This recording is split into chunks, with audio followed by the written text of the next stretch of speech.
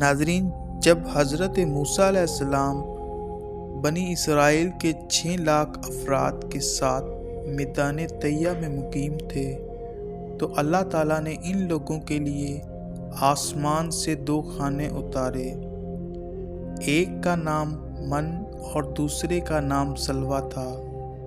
من بالکل سفید شہد کی طرح ایک حلوہ تھا یا سفید رنگ کا شہد ہی تھا جو روزانہ آسمان سے بارش کی طرح برستا تھا، اور سلویٰ پکی ہوئی بٹیریں تھیں جو دکنی ہوا کے ساتھ آسمان سے نازل ہوا کرتی تھی۔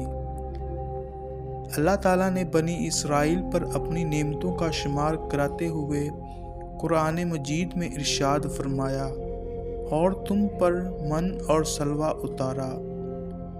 اس من و سلویٰ کے بارے میں حضرت موسیٰ علیہ السلام کا یہ حکم تھا کہ روزانہ تم اس کو کھا لیا کرو اور کل کے لیے اس کو ہرگز نہ جمع کرنا۔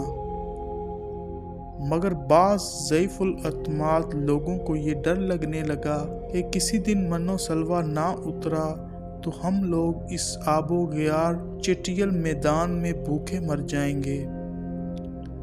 چنانچہ ان لوگوں نے چھپا کر کل کے لیے رکھ لیا تو نبی کی نافرمانی سے ایسی نحوست پھیل گئی کہ جو کچھ ان لوگوں نے کل کے لیے جمع کیا تھا وہ سب سڑ گیا اور آئندہ کے لیے من و سلویٰ کا اترنا بند ہو گیا۔